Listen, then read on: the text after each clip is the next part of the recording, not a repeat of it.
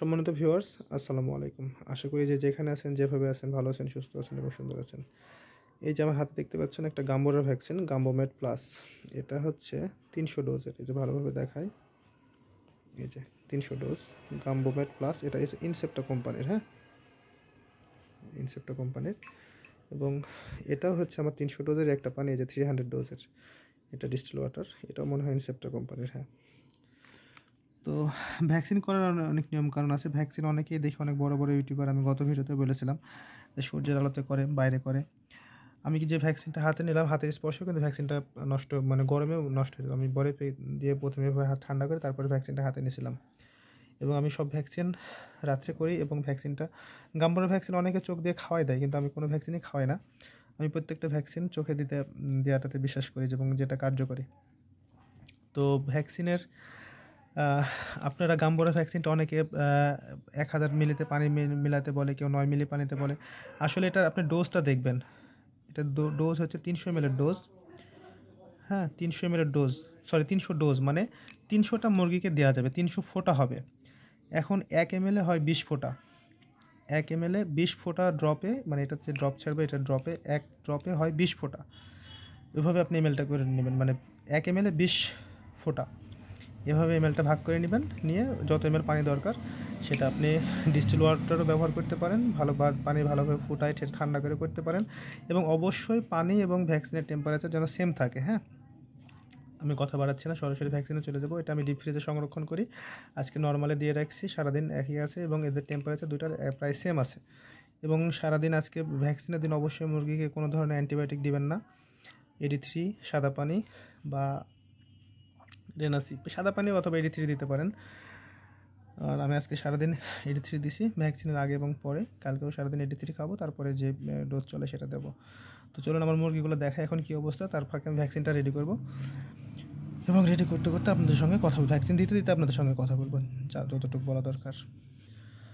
তো আমি এই যে ভ্যাকসিনের যেটা সিল করা থাকে, সিলগুলো খুলে নিয়েছি, ডিস্টিল ওয়াটার এবং ভ্যাকসিন দুইটারই। এবং এখন এটা পানির সঙ্গে মিশাবো এবং কীভাবে মিশাই আপনাদের দেখাই।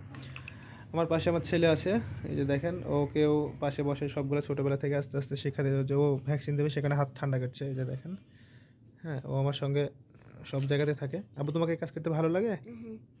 কেমন ভালো লাগে? আর তুই শিখবা আস্তে আস্তে এগুলা? আচ্ছা ঠিক আছে। ওই যে ও হাত ঠান্ডা করছে, হ্যাঁ, এই যে হাত ঠান্ডা করছে, এভাবে ভ্যাকসিন দেবে তাই। তো ঠিক আছে, আপনারা দেখেন এখন ভ্যাকসিনটা মিশাই।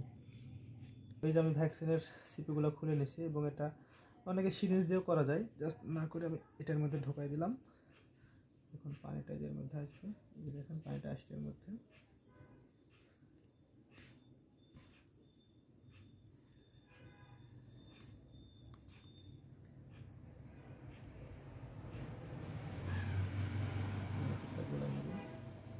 আর প্রত্যেকটা ভ্যাকসিন দেওয়ার সময় আপনারা অবশ্যই ভ্যাকসিনের এক্সপায়ার ডেটটা দেখে নেবেন, হ্যাঁ, ডেটটা ঠিক আছে কিনা সেটা দেখে নেবেন। গতবার ভ্যাকসিন করার সময় সিরিঞ্জে লাগে হাতে লাগছিল, আর এবার সিরিঞ্জের ফোটাতে পা ফোটা আছে।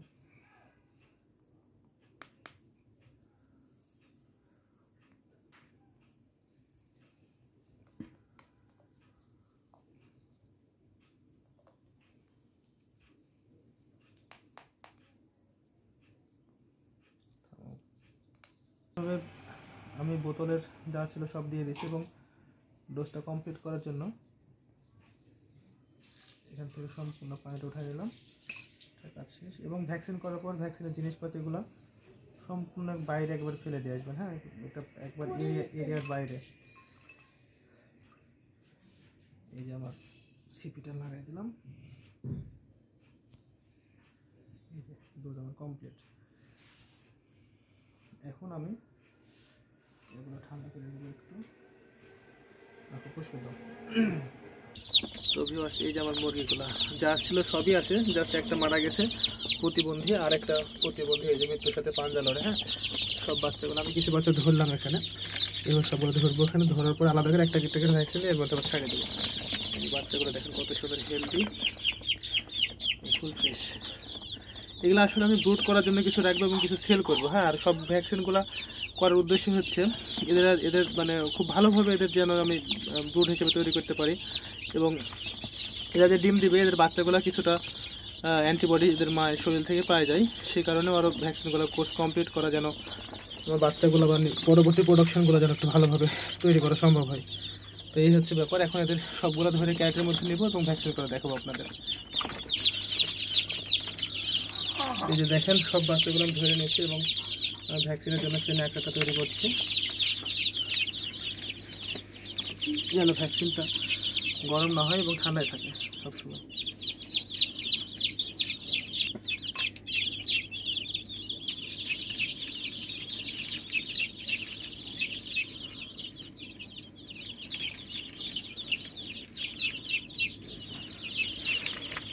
ঠিক আছে, এক চোখে দিলেন, মুরগির ঢোক গিলে নেবে। এই যে দেখো ঢোক গিলে নিল, এটা শেষ। আবার একটা ধরলাম, চোখে দিলাম, গিলে নিল, আবার একটা ধরলাম,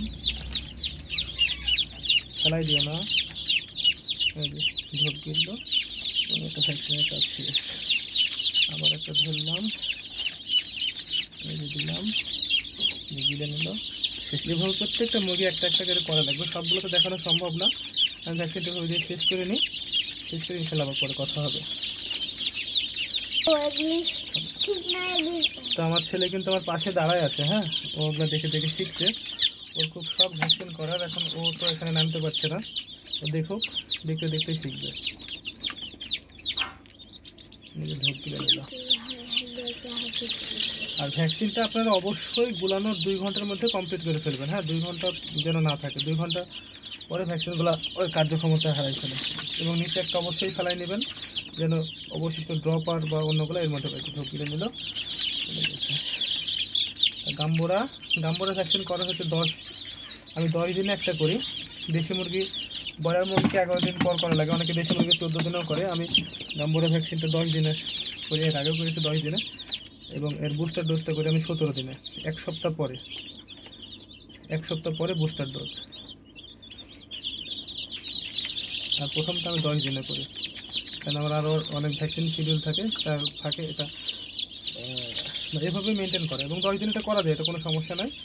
8 থেকে 9 দিনের মধ্যে দেশি মুরগিগুলো করা যায়। এবং যারা ব্রয়লার, শুধু ব্রয়লারকে 11 দিন পরে করা লাগে, কারণ ব্রয়লারের মধ্যে একটা অ্যান্টিবডি থাকেই, মায়ের কাছ থেকেও পাওয়া যায়।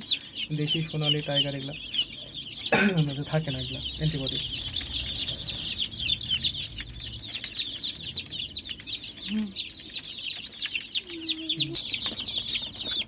তো আমার সব মুরগিগুলোকে ভ্যাকসিন করা কমপ্লিট।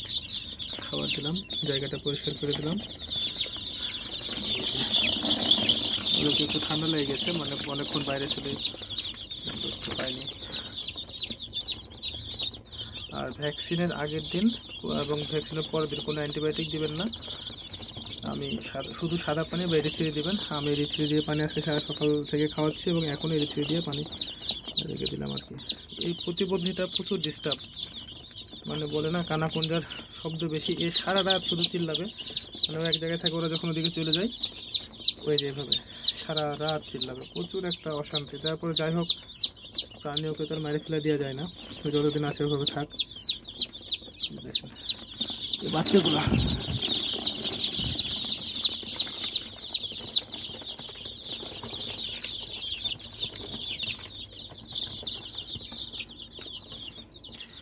ধন্যবাদ, ভালো থাকবেন।